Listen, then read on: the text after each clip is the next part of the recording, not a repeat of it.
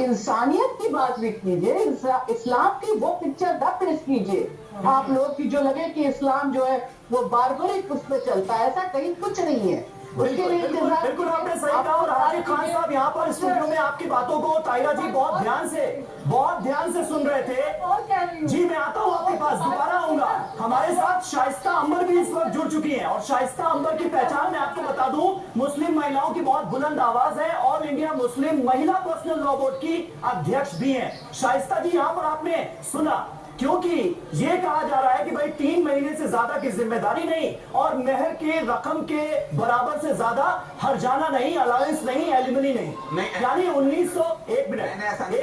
1985 में शाह बानो के साथ जो नाइंसाफी हुई, तब से लेकर अब तक आज हम 2024 में भी खड़े हैं। मुसलमानों का एक जो कट्टर वर्ग है वो महिलाओं के हकों हुकूक के खिलाफ क्यों नजर आता है, समझ पाई आप? देखिए, शरीयत ये कहती है कि तलाक जो कुरान के अनुसार हुआ तो शौहर का हक नहीं है, लेकिन ये भारत संविधान से चलता है। और हमारे देश की व्यवस्था में अगर जब शौहर और पर्सनल लॉ बोर्ड कोई व्यवस्था नहीं कर रहा है बैतुल माल की, कोई ऐसे बैतुल माल और चैरिटी नहीं कर रहा है, तो औरत सड़कों पे भेड़ियों के हवाले हो जाए, उसके माँ बाप मर जाए, उसके भाई ने बोझ ना उठा पाए, तो अपनी जीविका चलाने के लिए कहाँ जाए, सड़कों पे बैठी रहे? उसको देने का हक है, वो चाहे सरकार दे चाहे पति दे, उसको जीने का हक है। जियो और जीने दो। ये मुहर्रम का महीना है, यहाँ जियो के मुताबिक ही होगा ना। जवाब इस पर दे दीजिए। नहीं, मुझे तो शाइस्ता अंबर की बात सुनकर एक सवाल और इन्होंने बड़ा तगड़ा खड़ा कर दिया है कि तलाक के बाद में जायदाद में भी हिस्सा होगा औरत का। ये देखिए कितना बड़ा इन्होंने एक सवाल और खड़ा कर दिया है। आप तो गुजारा भत्ता की बात कर रही हैं। बाप की जायदाद कहाँ है? आप सुनते कम है, आप सुनते कम है। बाप की जायदाद में हक बताया है, क्योंकि शौहर की जायदाद में हक है, तलाक देने की बात नहीं है, क्योंकि उसमें भी हक कम है। कौन सा धर्म जायदाद में हिस्सा देता है? ये तो इंडिविजुअल फैसला भी हो सकता है ना साहब। ये तो हाँ, क्यों नहीं देता भाई, क्यों नहीं देता? अरे बेटियों को एक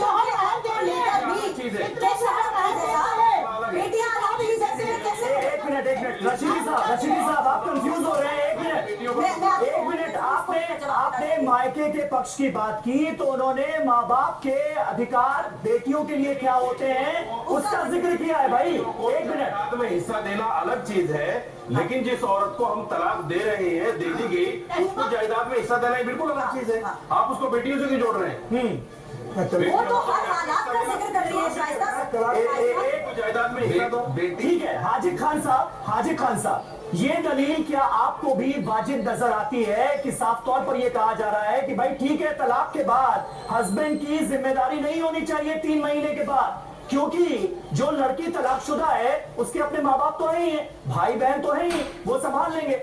मतलब वो उसकी उम्र कितनी है कोई मायने नहीं रखता, उसके माँ बाप या भाई बहन किस कंडीशन में कोई मायने नहीं रखता। ये उसकी जिम्मेदारी है कि कहीं भी जाए और किसी के भी दरवाजे पर, अपने किसी भी रिश्तेदार के दरवाजे पर जाकर बैठ जाए, वो उसका भरण पोषण तो कर ही लेगा। ये बात आपको वाजिब नजर आती है आदित्य साहब? अमीर जी बात यह है कि संविधान को भी समझना होगा और शरीयत को भी समझना होगा। संविधान ने जो आर्टिकल 125 के तहत जो हिंदुस्तान में रहने वाले हर नागरिक, हर मजहब के लोगों को और उन महिलाओं को जिनको तलाक हो गई उसके लिए कहा। नहीं, इस्लाम ने सबसे ज्यादा औरतों को सम्मान दिया है। इससे पहले न किसी और मजहब ने दिया, न दुनिया के किसी हुक्मरान ने दिया, न किसी संविधान ने दिया। दूसरे मजहब पर मत जाइए, आप अपनी बात की। मेरी बात सुनिए। जब ये सुप्रीम कोर्ट का 10 तारीख को फैसला आया तो पर्सनल लॉ बोर्ड की तरफ से आया कि जो औरतें कोर्ट जाना चाहती है वो कोर्ट जा सकती हैं, और जो औरतें पर्सनल लॉ बोर्ड आना चाहती है अपना फैसला कराने वो पर्सनल लॉ बोर्ड आ जा सकती है। औरत ना तो जानती तलाक लेना और ना मर्द जानता तलाक देना। तलाक देने का प्रोसीजर है। तलाक देने का प्रोसीजर ये है कि पहले 1 दे, 2 दे, 3 दे, और फिर उसके बाद उस 3 देने से पहले उसके घर वालों से कंप्रोमाइज करे, बाद उसकी फैमिली के लोगों को बिठा ले। तलाक का प्रोसीजर ना मर्द जानता ना औरत जानती, और दर तलाक हो रही है। अब ये आज सुप्रीम कोर्ट को सोचना चाहिए थी फैसला लेने में कि जिन लोगों की आर्थिक स्थिति नहीं है, जिन लोगों की पोजीशन नहीं है, जो आदमी अपनी औरत को औरत रखे यानी बीवी रखे, उसका परवरिश नहीं कर पाया, और जब वो उसकी तलाक हो गई तो वो भत्ता कहाँ से देगा? इस मुस्लिम हुक्मरानों भाई भत्ता कहाँ से देगा? ये कोर्ट तय करेगा ना। सुन लीजिए, कोर्ट तय करेगा भाई, उसकी माली हालत को देखते हुए कोर्ट तय करेगा। जिम्मेदारी हुक्मरान जब मुसलमान थे उस जमाने में सरकार दिया करती थी बेवाओं को, जो बेवा लड़कियां होती थी, बेवा औरतें होती थी, उनको सरकार की जिम्मेदारी बनती थी। मतलब शौहर की कोई जिम्मेदारी नहीं। शौहर को तलाक दे दिया, प्राय की अच्छा, तलाक दे दिया, जिम्मेदारी खत्म। तलाक दे दिया, जिम्मेदारी खत्म। समीर, मैं इंटरप्ट कर रही हूँ, लेकिन कुछ ऑडियंस में इस वक्त जो महिलाएं हमारे साथ हैं, वो इसको लेकर अपनी राय भी रखना चाहती हैं। आप एक बात बताएं, 3 महीने के लिए आप जो उसको रखोगे, 3 महीने के लिए बोले हम उसका खर्चा देंगे। हाँ। 3 महीने के बाद जो तलाक होता है, उसके बाद खर्चा कौन देगा? उसका जमीन में भी, उसका मकान में भी हिस्से ही और सरकार। कुछ और लोगों से बात करते, बोलिए। मैं कहना चाहूंगी, आपने जब 3 महीने के लिए कहा, वो 3 महीने रहेगी, लेकिन उसके बाद वो सरकार देगी। क्यों सरकार देगी भाई? सरकार क्यों देगी? अगर मुस्लिम महिला तलाक दोगे मुस्लिम महिला को, अगर उनके बच्चे हैं तो उसका पालन पोषण कौन करेगा? आप कुछ कहना चाहेंगे सब इस पर? सुनिए उन लोगों को जो सिंगल पेरेंट है, हालात किस तरीके से बिगड़ते हैं। मैम, आप एक सिंगल पेरेंट है, आप इसको लेकर क्या राय रखती हैं? कि हर एक के मोहताजी देखनी पड़ती है, हर एक का मुंह देखना पड़ता है कि कोई मेरी हेल्प कर दे, कोई मेरी सहायता कर दे, कोई मेरा। अच्छा, ITR भरना है, अब कुछ इनकम नहीं है, ITR भरने कहाँ जाएंगे? किसकी मदद लेने जाएंगे? आप कह रहे हो ना मायके पक्ष या लोगों के पास जाए। सिंगल पेरेंट है जिन्होंने भले ही हर हालात में अपनों को खोया है। जी मैम। मायके में सब मायके वाले मदद नहीं करते, कुछ मायके वाले तो आपके खबर सुन के ही दरवाजा बंद कर लेते हैं। 100 में से 10 मायके वाले मदद करेंगे, 90 मैम, मैं आपकी मुश्किल को नहीं बढ़ाना चाहती, लेकिन मैं चाहती हूँ कि आप इस पर अपनी राय रखें, क्योंकि आपके तो 2 बच्चे भी हैं। मुश्किल होता है कि अरे एक मिनट सुन लीजिए ना, मैं बोल रही हूँ ना, मैं उनकी मुश्किल नहीं बढ़ाना चाहती, लेकिन उनके 2 बच्चे भी हैं और वो अकेली है। अकेले बच्चों की परवरिश करना भी बहुत मुश्किल होता है। मायके वालों के दरवाजे आप कब तक जा सकते हो? कहीं भी नहीं जा सकते ना। उन्होंने अभी बोला था कि जो गरीब होगा वो लड़का तलाक दे देगा, तो फिर वो कहाँ से गुजारा भरता देगा? तो फिर वो शादी क्यों किया? जब वो गरीबी थी उसको, तो शादी नहीं करना चाहिए उसको। युवा भी सुन रहे हैं, आप इस पर कुछ कहना चाहेंगे? यही कि जो मतलब 3 साल ये महर जो आपने बताया था ना कि वो महर तो हमें होती ही है, कंफर्ट हमारे पास है, उसका मतलब है फर्ज है। बट जब बाद में तलाक दे रहे हैं, आप उसे छोड़ रहे हैं, तो उसको मिलना चाहिए बस।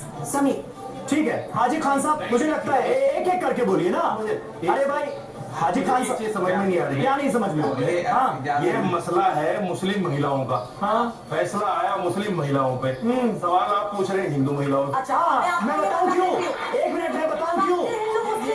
मैं बताऊं क्यों? क्योंकि CRPC, एक मिनट, बैठिए, आप सब लोग बैठिए। मुसलमान महिलाओं को लेकर आते हैं। एक सेकेंड, महिलाओं को क्योंकि यहाँ बात महिलाओं को लेकर, एक मिनट, क्योंकि बात महिलाओं को लेकर जवाब नहीं सुनेंगे, मुझे बताइए ना। जवाब नहीं सुनेंगे आप।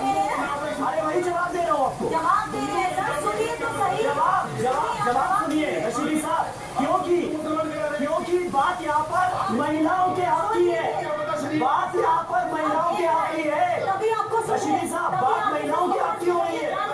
बिल्कुल तरीका हुआ, क्योंकि CRPC की एक मिनट मैं यहाँ पर अपने दर्शकों को भी बता दूं। एक मिनट महिलाओं का मामला है और रशीदी साहब, सारी मुस्लिम महिलाएं होनी चाहिए। रशीदी साहब, मतलब महिलाएं अगर कुछ बोल दें, मुसलमान करना चाहते हो, मतलब सुरभि, ये अपने आप में बड़े ताज्जुब की बात है कि महिलाएं अगर कुछ बोल दें तो आप लोगों को बड़ी रुचि लग जाती है। और इसीलिए मैंने सबसे पहले सफीना से बात की थी। जी। सफीना मुस्लिम एक्टिविस्ट है, जिनके साथ वो लड़कियां हैं। क्यों नहीं करेंगी? नहीं, ये महिलाओं का मसला है, ये देश की महिलाओं का मसला है। नहीं होती संविधान से जुड़े फैसलों को आप क्यों धार्मिक चश्मे से देखते हैं? फैज साहब सारी डिबेट सुन रहे हैं बहुत देर से, और यहाँ पर रशीदी साहब ने जिस बात का जिक्र किया, क्योंकि बात हो रही है CRPC की धारा 125 की, जो हिंदू, मुस्लिम, सिख, ईसाई किसी भी महिला में भेद नहीं करता है। ये धारा जो है ये बेहद सेकुलर धारा है, इसलिए यहाँ पर हर धर्म के लोगों की मौजूदगी है और उस पर आपको ऐतराज नहीं होना चाहिए। फैज साहब जी, एक मिनट, फैज साहब ये सोच क्या बदलने को तैयार नहीं है अभी भी। एक मुस्लिम महिला को हक मिला, वो भी देश की सबसे बड़ी अदालत से, उस पर भी ऐतराज। बिस्मिल्लाहिर्रहमानिर्रहीम, रब्बि इश्रह ली सदरी व यस्सिर ली अमरी वाहलुल उक़दतम मिन लिसानी यफ़क़हू क़ौली। देखिए बहुत अच्छी बात कही है मौलाना हैरिस साहब। एक मिनट, ऐसे नहीं, मैं आपको सुन रहा था हैरिस साहब, आप एक इंटेलेक्चुअल पर्सन है, आपने अच्छी बात कही। कि इस्लाम में तलाक को बहुत मुश्किल किया गया कि तलाक ना हो, लेकिन कुछ कट्टरपंथी मौलानाओं ने तलाक को मजाक बना दिया, तलाक तलाक तलाक कहा और उसे तलाक मान लिया। शराब पीकर 3 बार मैसेज कर दिया तलाक तलाक तलाक, उसे भी मान लिया। कोई आया सब्जी में नमक कम है, बीवी को तलाक तलाक तलाक कह दिया, वो भी मान लिया। तलाक को इतना सरल ये कट्टरपंथी मौलानाओं ने बनाया। अब मेरी ये गुजारिश है कि तलाक को सरल बना दिया जी, तो मुस्लिम उलेमा मुफ्तियों का काम था कि इंस्टेंट ट्रिपल तलाक को खत्म करते। तलाक को सरल क्यों बनाया, लेकिन उस ट्रिपल तलाक को खत्म किया नरेंद्र मोदी जी ने, ना कि मुस्लिम मौलानाओं ने, जबकि उनको यह सुधार का कार्य करना चाहिए था।